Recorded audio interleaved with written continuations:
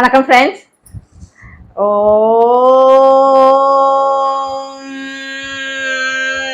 நம சிவாய. தெய்வீக மரம் கற்பக விருட்சம், தெய்வீக பசு காமதேனு. அந்த காமதேனுவுக்கு ஒரு சாபம் ஏற்பட்டது.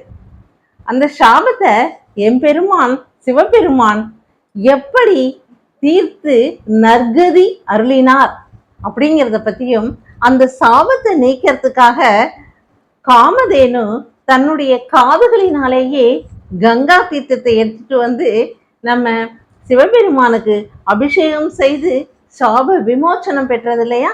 அதை பற்றியும் தான் நம்ம இந்த பதிவுல பார்க்க போறோம் ஃப்ரெண்ட்ஸ்.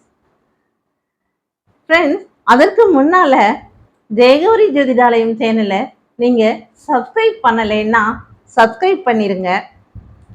ஏன்னா நாம தொடர்ந்து போடக்கூடிய அத்துணை நல்ல பதிவுகளும் எல்லோருக்கும் கிடைக்கணும் அப்படிங்கன்னு ஒரு ஆசையாகவும் இருக்கு. எல்லோருக்கும் உங்களுக்கு தெரிந்தும் இருக்கலாம், எல்லாமே தெரிந்திருக்கலாம். தெரிந்திருந்தாலும் ஒரு ஞாபகப்படுத்தக்கூடிய ஒரு வாய்ப்பாவது எனக்கு இப்பிறவியில் கிடைச்சிருக்கு அப்படிங்கிறது ரொம்ப சந்தோஷமா இருக்கு. ஏன்னா என்னப்பன் சிவபெருமான் அருள் இல்லைன்னா அவரை பற்றி பேச முடியுமா?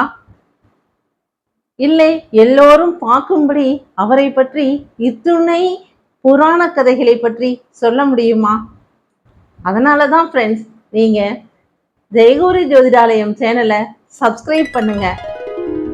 அதே போல பெல் ஐக்கானை கிளிக் பண்ணுங்க, லைக் பண்ணுங்க, ஷேர் பண்ணுங்க ஃப்ரெண்ட்ஸ்.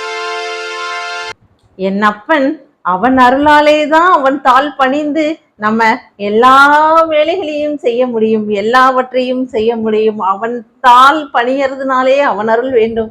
அதே போல நம்மளுடைய எல்லா செய்கைகளுக்கும் எல்லாவற்றுக்கும் அவன்தான் மூல காரணம். அதனாலதான் அவனை பற்றிய ஒரு நினைவே இருந்து கொண்டே இருக்க வேண்டும் அப்படின்னு நம்ம இம்மையிலும் சரி வேண்டுவோம், மறுமையே வேண்டாம் என்றும் வேண்டுவோம். அதற்காக தான் ஃப்ரெண்ட்ஸ், ஓம் நம சிவாய அப்படிங்கிற அந்த ஒரு வார்த்தையில கோடானு கோடி அருள் நமக்கு கிடைக்கும். அதனாலதான் ஃப்ரெண்ட்ஸ், ஓம் நம சிவாயன்னு கமெண்ட் பண்ணுங்க. வாங்க ஃப்ரெண்ட்ஸ், பதிவுக்குள்ள போலாம்.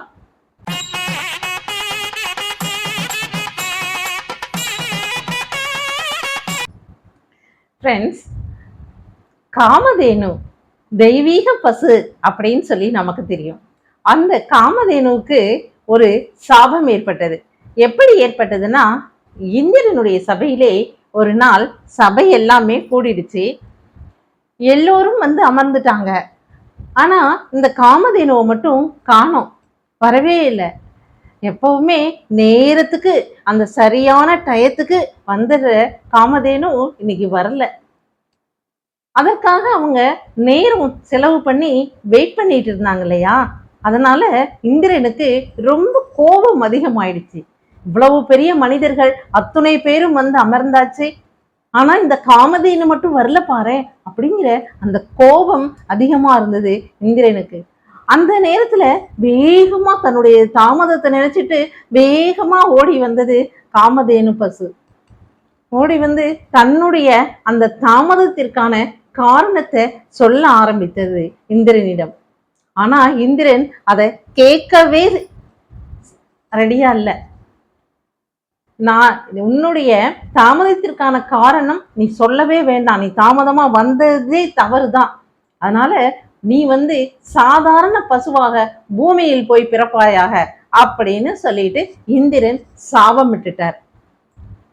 தன்னுடைய தாமதத்தை நினைத்து காமதேனு மிகவும் மனம் வருந்தி இந்திரனிடம் எக்ஸ்கியூஸ் கேட்கலாம், தாமதத்திற்கான காரணம் என்னன்னு சொல்லலாம்னு சொன்னா கூட அதற்கான வாய்ப்பு கூட காமதேனுவுக்கு கிடைக்கல.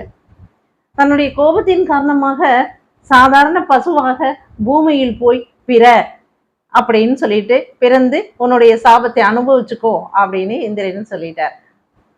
வேறு வழியே கிடையாது. வேறு வழி இல்லாம நேரா பூமியில் வந்து சாதாரண பசுவா பிறந்தாச்சு. ஆனா காமதேனு தெய்வீக பசு இல்லையா? அதனால எல்லோரிடமும் பேசக்கூடிய அந்த திறன் மட்டும் அந்த காமதேனுவுக்கு இருந்துட்டே இருந்தது. அங்க இந்திரலோகத்திலும் தன்னால பேச முடியும், அதை போலவே இங்க சாதாரண பசுவாக பிறந்தாலும் அதனால வாய் விட்டு நம்மளை போல நல்லா பேச முடியும். அப்படி இருக்கும்போது எங்க பிறந்தது அப்படின்னா வசிஷ்டரோட இல்லத்துலதான், அந்த முனிவருடைய குடியில தான் இந்த காமதேனுவும் பிறந்தது. பாருங்க, எல்லாவற்றிற்கும் புண்ணியம் செய்திருக்கும் இல்லையா, சாபத்துல கூட எங்க போய் பிறந்திருக்குன்னு பாருங்களேன். வசிஷ்ட முனிவரால காமதேனு பசு வளர்க்கப்பட்டுக்கிட்டே வந்துச்சு. காமதேனு பசு தன்னுடைய வாய்மொழியால வசிஷ்டர் சொல்லுவதை எல்லாத்தையும், அதாவது வேதங்களையும் மந்திரங்களையும் எல்லாவற்றையுமே பசு கேட்டுக்கொண்டு தன்னாலும் அதான் பேச முடியும்ல, அதனால தானும் அதை சொல்லிக்கொண்டே வந்து கொண்டே இருந்தது. ஒரு நாள் வசிஷ்ட முனிவர்கிட்டயே காமதேனு பசு கேட்டது, சுவாமி, என்று எனக்கு சாப விமோசனம் கிடைக்கும், நான் என்ன செய்ய வேண்டும் அப்படின்னு குருவான வசிஷ்டர்கிட்ட நம்ம காமதேனு பசு கேட்டது பாருங்க. உடனே அவர் சொன்னாரு, ஒன்றும் ப்ராப்ளம் இல்லை, நீ என்ன பண்ற, நேரா எங்க போகணும், நம்ம இந்தியா பாரதத்தோட தென்கோடி கடைசியில இருக்கக்கூடிய இடத்துக்கு அங்கே போ. அங்கே போனோடனே வகுலாரண்யம் அப்படிங்கிற ஒரு இடம் வரும். அது மகிழ மரங்கள் கூடிய ஒரு வனமாக இருக்கும். அங்க கபிலர் அப்படிங்கிற முனிவர் அங்க தவம் செய்து கொண்டிருப்பார். அந்த முனிவரிடம் சென்று நீ இந்த சாபத்துக்கான விமோசனத்தை பெற்றுக்கொள் அப்படின்னு யாரு சொன்னா? வசிஷ்டர் அவர்கள் காமதேனுவுக்கு ஒரு வழியை காட்டினார். உடனே காமதேனு பசு ஒரு காலில் விழுந்து நமஸ்கரித்து, மிக்க நன்றியை சுவாமி அப்படின்னு சொல்லிட்டு தான் புறப்பட்டு கிளம்பி போய்கிட்டே இருந்தாங்க. காமதேனு பசு நேரா அந்த வகுலாரண்யம்ங்கிற இடத்துக்கு போய் சேர்ந்தாச்சு. அது மகிழ மரங்கள் இருக்கக்கூடிய ஒரு வனம். அந்த வனத்துல இருக்கக்கூடிய கபிலர் முனிவர்கள் தரிசித்து அவரிடம் நமஸ்காரம் செய்து அவர்கிட்ட கேட்டாங்க. யாரு கேட்டது? காமதேனு பசு கேட்டது கபிலர்கிட்ட. சுவாமி, நான் இந்த மாதிரி சாபம் வாங்கிட்டேன், தாமதமாக போனதுனால இந்திரனிடம் சாபம் வாங்கிட்டேன், அதனால இந்த பூமியில சாதாரண பசுவாக பிறந்தாலும் பேசக்கூடிய திறன் மட்டும் எனக்கு இருக்கு. நான் வசிஷ்டருடைய ஆசிரமத்திலேயே தான் நான் அங்க இருந்தேன்.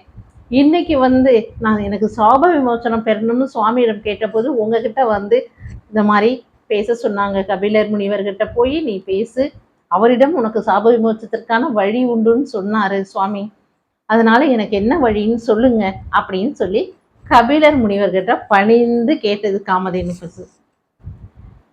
உடனே அந்த இடத்துல இருந்தக்கூடிய கபிலர் முனியும் என்ன சொன்னார் தெரியுமா?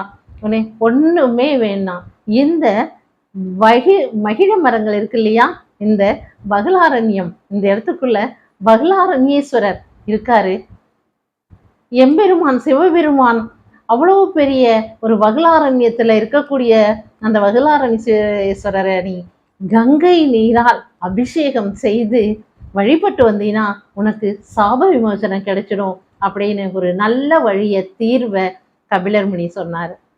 உடனே காமதேனு பசுவும் சரின்னு சொல்லிட்டு அந்த சிவபெருமானையே மகா பெரியவான்னு சொல்லுவோம் இல்லையா, யாரு? நம்ம சிவபெருமான் தான் மகா பெரியவர். அவரை வணங்கி எனக்கு ஏதாவது ஒரு ஏற்பாடு செய்துங்கள், கங்கா தீர்த்தத்தை எனக்கு கொடுங்கள், உங்களுக்கு அபிஷேகம் செய்யணும் அப்படின்னு வேண்டினோடனே வேண்டிட்டு கொம்பால அந்த இடத்துல ஒரு குளத்தையே வெட்டியிருக்காங்க காமதேனு பசு. அந்த குளத்தை வெட்டின உடனே அதுல மழை பெய்தது, உடனேயே மழையும் பெய்தது.